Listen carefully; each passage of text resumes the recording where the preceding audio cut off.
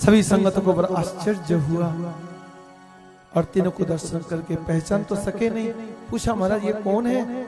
सनकादिकों ने कहा ये कथा का फल है। कथा सुनने वालों के अंतःकरण में क्या आता है? विषयों से वैराग्य आता है, आत्म तत्व का बोध हो जाता है कि मैं कौन हूं, जान जाता है, अपने आप को पहचान जाता है। मतलब आज जहां हमारे पास एक अज्ञान है, कभी मैं कहता हूं मैं उग्रवादी हूं, कभी मैं कहता हूं मैं चोर हूं, मैं डकैत हूं, मैं फलाना हूं, मैं ठिकाना हूं, ये सब झूठा अहंकार है।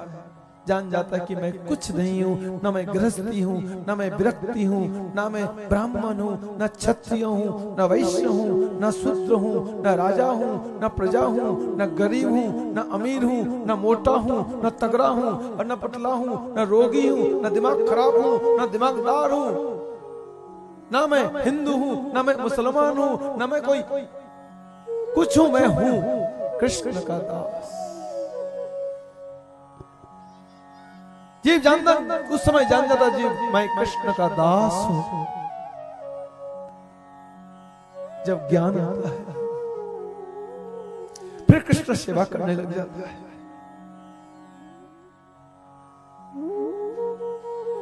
आज मूर्त हुआ कथा पंडाल में ज्ञान क्या चीज है, वैराग्य क्या चीज है, भक्ति क्या चीज है, सबको दर्शन मिला। भक्ति महारानी ने कहा कि हमें बैठने के लिए आसन दीजिए। सनकादिकों ने, नारद जी ने कहा मातेश्वरी आप कथा सुनने वालों के हृदय में बैठ जाइए।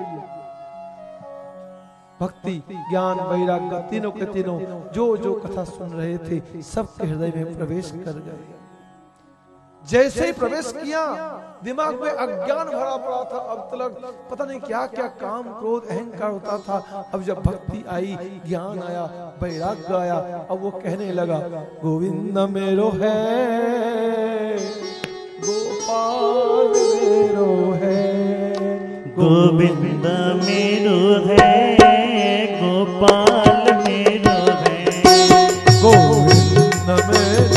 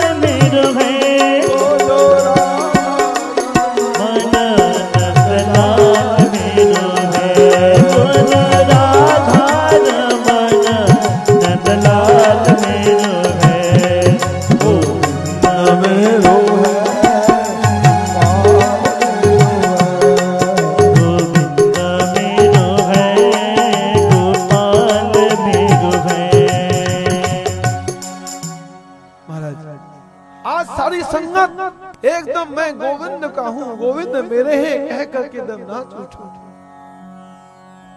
भगवान वैकुंठ में रुक ना पाए, भगवान वैकुंठ छोड़ करके आए और कथा पंडाल में कथा सुनने वालों के हृदय में आकर के प्रवेश कर गए। फिर तो क्या बात, भगवान जब दिल में आ जाए फिर जीव की क्या स्थिति होती है।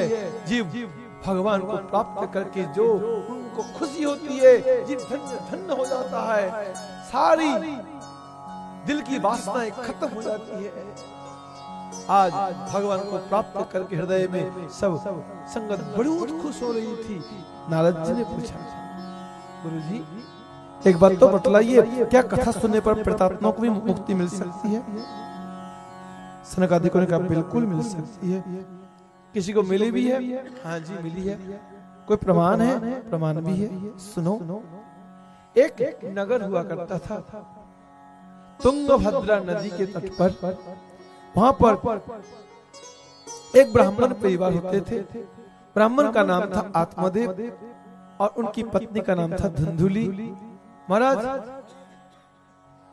ब्राह्मण पंडित जी बहुत अच्छे विद्वान थे, धनाढ्य थे, कर्मकांडी थे, सब कुछ अच्छी था। उनकी पत्नी देखने में बड़ी सुंदर थी, बड़ी सुंदर थी, गृह कर्म में सुनिपुण थी, किंतु स्वभाव चंचल स्वभाव की थी।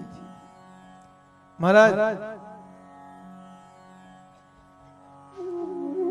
विषयों में बहुत आसक्त थी, विषय भोगों में। आत्मदेव जी बहुत अच्छे, किंतु उनके पास एक चीज की बड़ी कमी थी, संतान नहीं थी। संतान न होने के कारण आत्मदेव जी बड़े दुखी रहे, बहुत ही दुखी। संतान न हो तो आगे हमारी परंपरा कैसे चलेगी? हमारा रीति रिवाज, देवताओं की पूजा है, हमारे कुछ तर्पण आदि जो भी कुछ वैदिक प्रथा है वो तो खत्म हो जाएगा, पिंडदान खत्म बंद हो जाएगा। पिंडदान के बिना महाराज पितरों को अधोगति होती है, ऊर्ध्वगति नहीं हो पाती है। पिंडदान बहुत जरूरी है। इंसान का शरीर ही सब कुछ नहीं है, शरीर के भीतर आत्मा है, आत्मा को बहुत कुछ जरूरत पड़ता है। शरीर छोड़ने के बाद अगर पिंडदान न हो तो वो आत्मा दुखी होकर के भटकती और उनको कष्ट भोगते हुए और यमलोक में जाना पड़ता है। पिंडदान होने से आत्मा को खुराक मिलता है, आत्मा खुश होती है, उस समय खुराक खा करके तृप्त होती है। आज आत्मदेव बहुत परेशान है, संतान के लोभ से उन्होंने बड़े बड़े अनुष्ठान भी करा लिया, जब तब भी करा लिया, पर संतान न हुई। हर तरह से हताश होकर के वो एक दिन दुखी होकर के वन को चला गया। वन में जाकर के और उदास बैठा हुआ था, वहां पर एक महात्मा जी का दर्शन पाया। महात्मा जी ने कहा, महात्मा जी को दर्शन करते प्रणाम किया और बोले महाराज जी के सामने रोने लगा। महात्मा ने पूछा रोता क्यों है? उन्हें पहले तो बोला नहीं। महात्मा जो विशेष आग्रह करके पूछा कारण बताओ, रोने का क्या कारण है? तब उन्होंने कहा महाराज मैं क्या बताऊं रोने का कारण। मेरे घर में मैं जब पिंडदान करता हूँ मेरे पितर लेना नहीं चाहते, मेरी पूजा देवते लेना नहीं चाहते, मेरे घर में कोई अतिथि भोजन खाने को नहीं आते। मैं घर में गाय लाता हूँ, गाय ब्याहती नहीं है, बांझ हो जाती है। मैं पेड़ लगाता हूँ, पेड़ भी फल नहीं देता, बांझ हो जाता है। वजह है मेरे घर में कोई संतान नहीं है, महाराज आप कृपा करके संतान दीजिए। संत जी ने कहा पंडित तेरे भाग्य में 7 जन्मों तक संतान नहीं होनी, तुझे 7 जन्मों तक संतान के बिना ही रहना पड़ेगा। तब तो आत्मदेव बहुत दुखी होकर के कहता महाराज यदि ऐसी बात है तो अपना सिर फोड़ के आपके सामने मर लूंगा, खुदकुशी कर लूंगा। महात्मा ने कहा संतान से तू क्या करेगा, तू संन्यास ले ले, महात्मा बन जा। आत्मदेव कहते महाराज हमें संसार अच्छा लगता है, संसार में सब सुख है, यहाँ बेटा है, बेटी है, नाती है, पोता है, पोती है, दोता है, साला है, साली है, साडू है और रिश्तेदार है, परिवार है, चाचा है, ताऊ है, यहाँ इतना कुछ है। महात्मा में क्या है? कुछ भी नहीं है, बस निठल्ला निखट्टा महात्मा बन के पेड़ के नीचे बैठे रहो, कोई पूछने वाला भी नहीं है। ये कोई जिंदगी थोड़ी है, जिंदगी तो संसारी गृहस्थी जिंदगी है। हमें बब्बा नहीं बनना है, हमें संन्यास नहीं लेना है, हमें तो गृहस्थी में ही रहना है। ये गृहस्थी सुख मैं कभी भूल नहीं सकता हूँ, छोड़ नहीं सकता हूँ।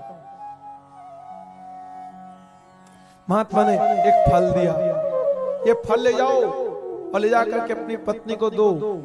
आपकी पत्नी फल को खाए और फल को खा करके 1 साल तक व्रत नियम संयम से दिन बिताए। एक हो सके तो 1 बार भोजन खाएं, पवित्र भोजन, भगवान विष्णु का नैवेद्य खाएं, एक अच्छे वातावरण में रहें,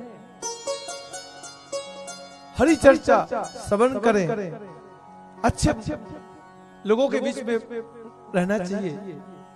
तो और नियम संयम पवित्रता के साथ रहने से फिर वो संतान वो औलाद जो है देवतुल्य औलाद पैदा होगा, नहीं तो संतान गर्भ में बिगड़ जाएगी।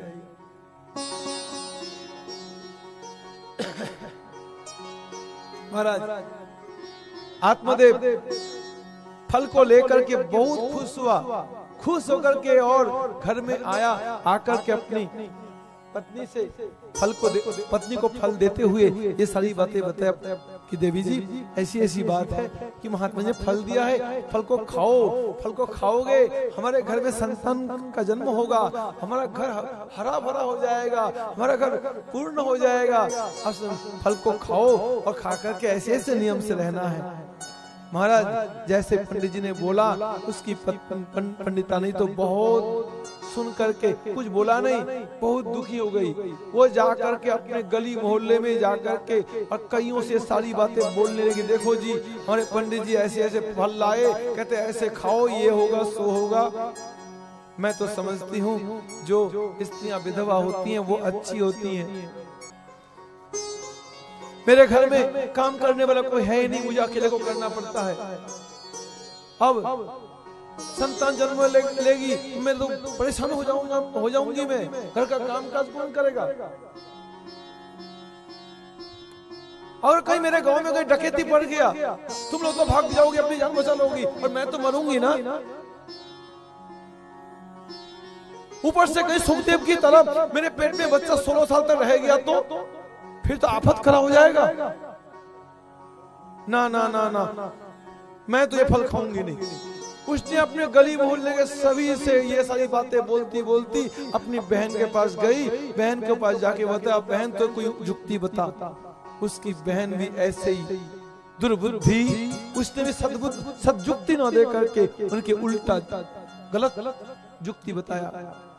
कह देख मेरे पति को कुछ पैसा दे दे और मेरा बच्चा होने वाला है, मैं तेरे को दे दूंगी और ये फल गाय को खिला दे। महाराज उसने वही किया, गाय को खिला दिया और बहन के बच्चे को घर में लेकर के आई।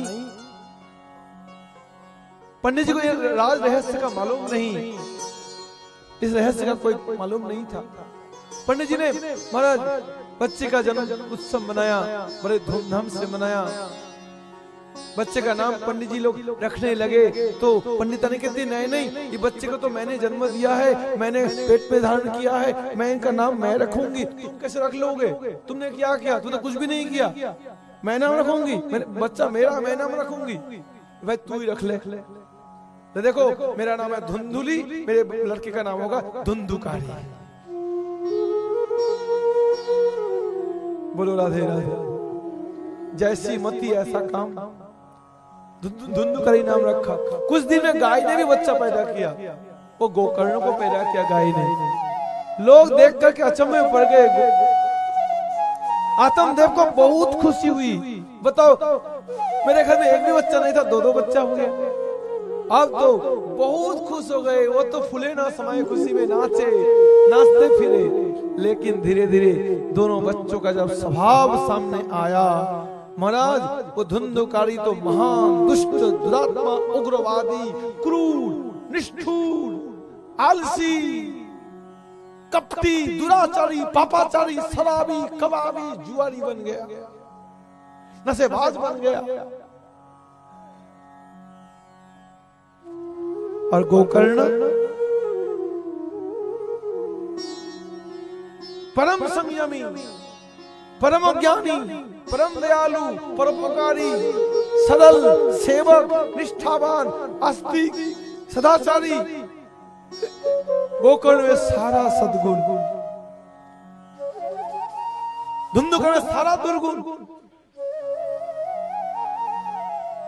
और गोकर्ण धुंधुकारी जो जो बड़ा हुआ वो भयंकर अत्याचारी बन गया, उग्रवादी बन गया, दानव प्रकृति का बन गया। वो घर का पैसा जबरदस्ती ले जाता है, ले जा करके शराब पीता, जुआ खेलता है, बीड़ी पीता है, गुटखा खाता है।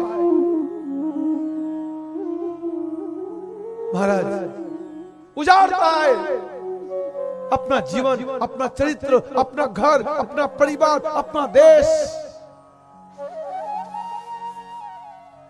पैसे की कमी दिखाई देता है, घर के बर्तन भांडे ले जाकर के बाजार में बेच करके नशा करता है, जुआ खेलता है। एक दिन पैसे की कमी दिखी, अपने बाप से जाकर लड़ाई शुरू कर दिया। बाप पैसा दे नहीं पाया, बाप को मारा, पीटा, गाली गलौज किया और सारे बर्तन भांडे लेकर के बाजार में बेच बाच करके एकदम घर को उजाड़ करके, घर को एकदम नंगा बना करके और उन्हें अपना ऐश मौज किया। उस दिन आत्मदेव रोने लगा, बंधत्तम तु समीचीनम कुपुत्रो दुखदायक। इसे तो मेरी औरत बाज रहती तो ठीक थी, ये कुपुत्र दुखदायक ऐसा गलत पैदा। आत्मदेव रोने लगा, हाय हाय मैं कहां जाऊं, क्या करूं, ऐसा औलाद पैदा हुआ मेरे घर में, खाऊंगा क्या, खिलाऊंगा क्या, रहूंगा कहां, ये तो रोज मेरे को मारेगा, गले से किसी मेरे को खत्म कर देगा। फूट फूट के रोने लगा। उस समय गोकर्ण आकर के कहा, पिताजी कौन किसका बेटा है, कौन किसका बाप है, ये तो मोह में इंसान मरता रहता है, झुलसता रहता है। छोड़ो मोह ममता को, छोड़ करके हरि भक्ति करो। इस दुनिया में कहीं भी किसी ने भी मन लगाया, उनको कभी सुख नहीं मिलेगा। न सुखम चक्रवर्ती न चिंतस्य सुखम किंचित, सुखमस्ति विरक्तस्य मुनेरेकांतवादिनो। एकमात्र जिन्होंने इन विषयों से मन को उठा करके विषयों का मालिक भगवान श्री हरि में मन लगाया, उसी को परम सुख मिल सकता है। तब आत्मदेव कहता, बेटा मेरे को, मैं तो लंगड़ा हूं, पंगु हूं, मैं खुद निकल नहीं सकता हूं, मेरे को तुम निकालो कृपा करके। तुम मेरे को लेकर के मेरे से भगवान का भजन तुम करवाओगे, मेरे से नहीं हो सकता है, मैं कुछ नहीं समझ सकता हूं। गोकर्ण का अपने साथ चलिए। गोकर्ण ने अपने पिताजी को साथ लेकर के घर से एकदम दूर चला गया, जंगल में चला गया और अपने बाप को रोजाना भागवत सुनाने लगा, हरि नाम का जप करवाने लगा।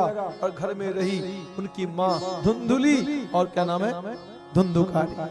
धुंधुकारी रोजाना नया नया नया नया अत्याचार अपने माँ के साथ शुरू कर दिया। उसकी माँ कहाँ तक सहन कर सकती। आखिरकार उसकी माँ तंग आकर के उसने कुएं में छलांग लगा करके खुदकुशी कर ली। धुंधुकारी को कोई मलाल नहीं है, माँ मर गई तो मर गई, अच्छा हुआ। उन्हें 5 बाजारू चरित्रहीन बदमाश लड़कियों को ला करके और कुत्ता बिल्ली की तरह अपना जीवन दिनचर्या बनाया, जीवनचर्या बना करके दिन गुजारने लगे। एक दिन पैसों की कमी दिखी, कहीं डाका डाल करके पैसा लूट के लाया और ये खबर उन लोगों को मिल गया। उन चरित्रहीन स्त्रियों ने क्या काम किया, मां धुंधुकारी को सोते हुए को मार करके कत्ल करके उसी कुएं में डाला जिसकी उसकी मां की खुदकुशी की थी, और डाल करके सारा पैसा ले ला करके चली गई। महाराज धुंधुकारी की मां बन गई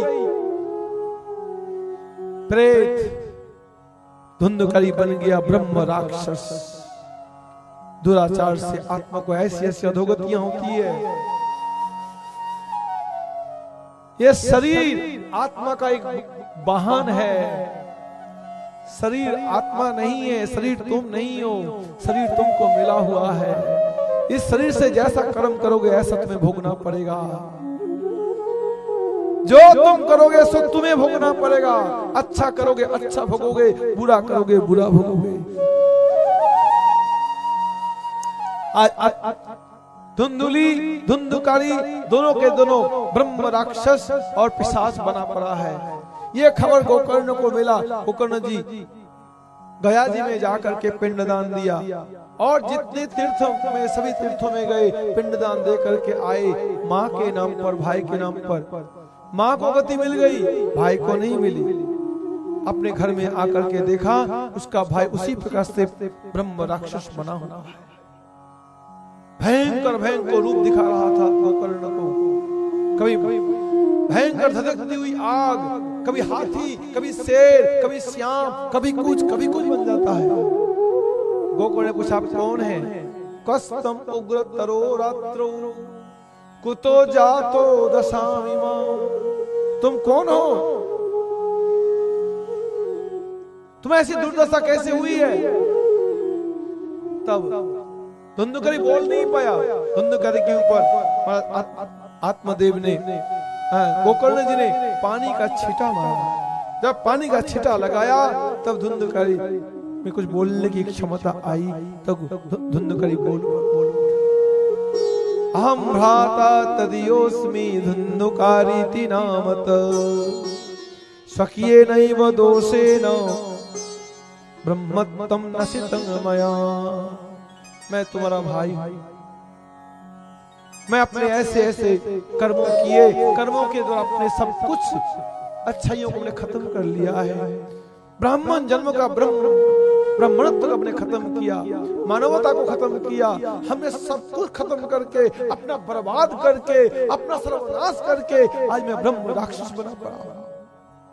इंसान अपने कर्मों से ही बनता है, अच्छा और बुरा। महाराज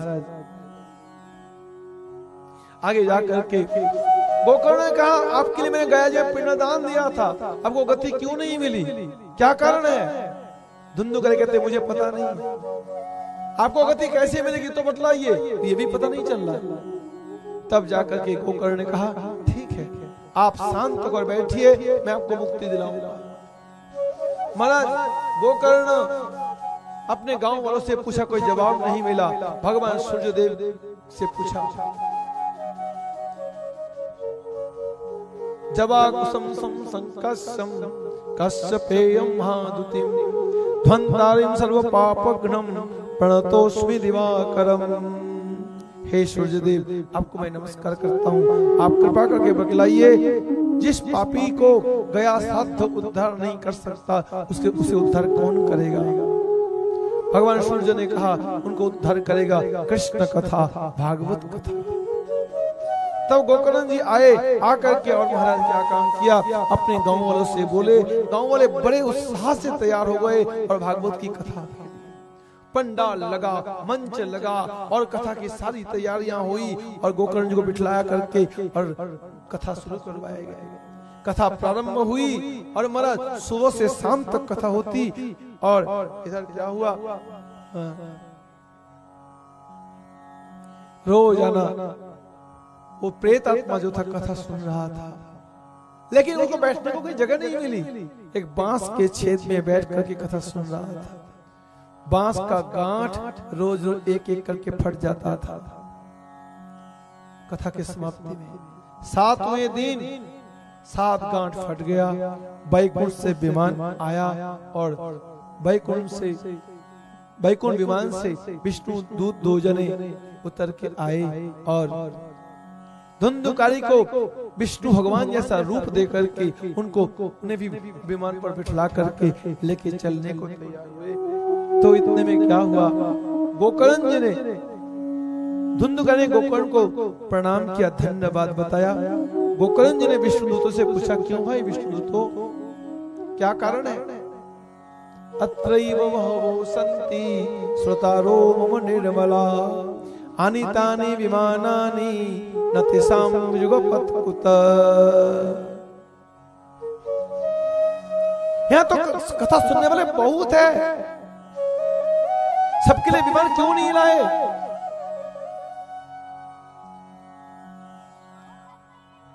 महाराज विष्णुदूत ने कहा, महाराज श्रवणम तो कृतम सर्वे न तथा मननम कृतम।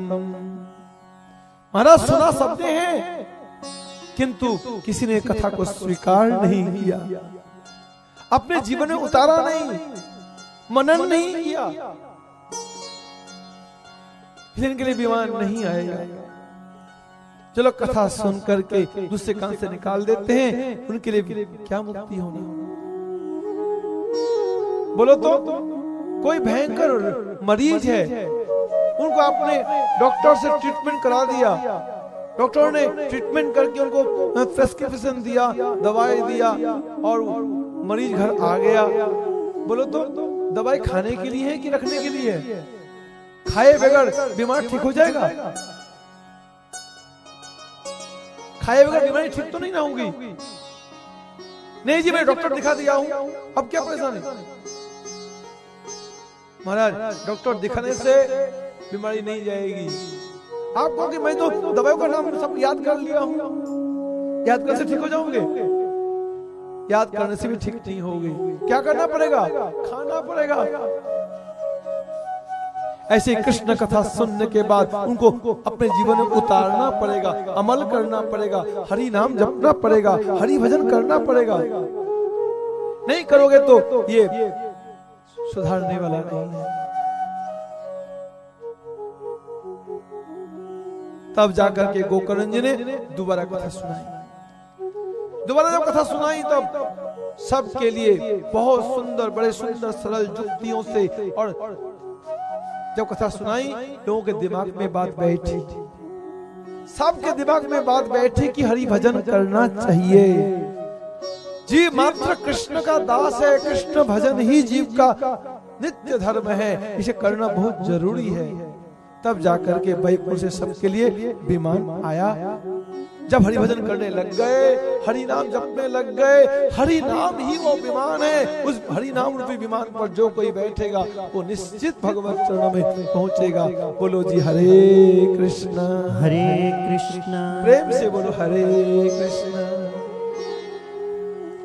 हरे कृष्णा कृष्ण कृष्ण हरे हरे। कृष्ण कहने से तर जाएगा, कृष्ण कहने से तर जाएगा,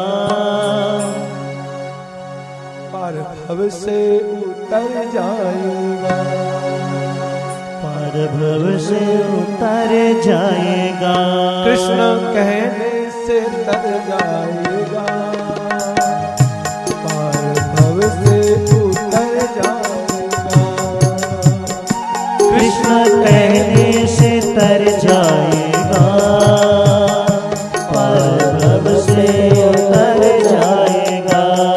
कृष्ण कहने से तर जाएगा, पार भव से उतर जाएगा, कृष्ण कहने से तर जाएगा, पार भव से उतर जाएगा। कृष्ण कहोगे तो ही तरोगे, कहोगे नहीं तो तरोगे कहां?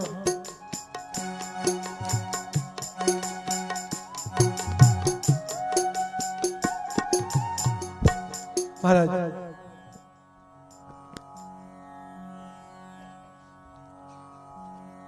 गोकर्ण से भागवत दोबारा सुनकर के लोगों की निष्ठा बनी। सबने जो कृष्ण भक्ति करने लगा, कृष्ण भक्ति जीव को सुखी करती है, धन्य बनाती है, महाराज मुक्ति देती है, कृष्ण चरणों में ले जाकर करती है, जीव को धन्य बनाती है कृष्ण भक्ति, और कोई बनाने वाला नहीं है। महाराज इस प्रकार से सनकादिक ऋषि कथा वांच रहे थे।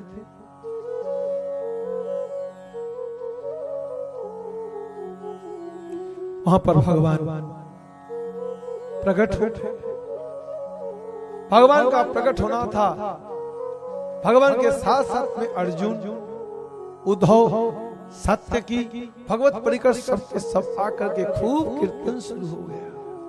सब संगत खुश होकर के और भगवान को दर्शन करके, कीर्तन सुन करके सब निहाल हो गई, सबके सब जय जयकार करने लगी, सबके सब नाचने लग गए।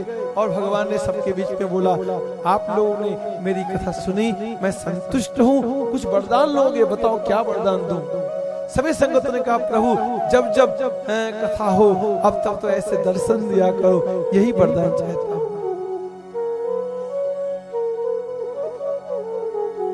इसके बाद आइए हम भागवत में प्रवेश करते हैं।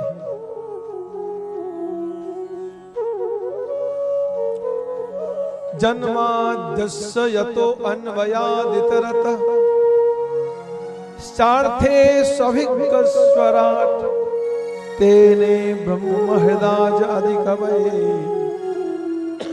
मुह्यन्ति यत्सूरय तेजो बारी मृदाम यथा विनिमयो यत्र सर्गो मृषा धम्ना स्वेन सदा निरस्तकुहकम् सततं परं धीमहि।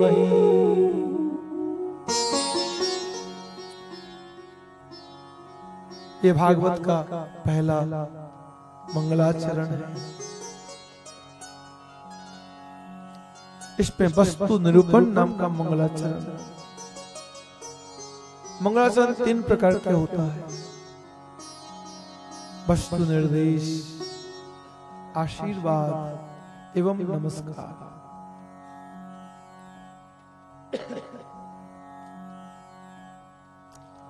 कहते सत्यम परम धीमहि, हम परम सत्य का ध्यान करते हैं। बोलो तो परम सत्य क्या है? सत्य किसको बोलते हैं? सत्य उसी का नाम है जो हमेशा रहने वाला, हमेशा त्रिकालाबाध्यत्वम सत्यत्वम, इम्प्रिजिबल, एब्सोल्यूट ट्रूथ, वह सत्य।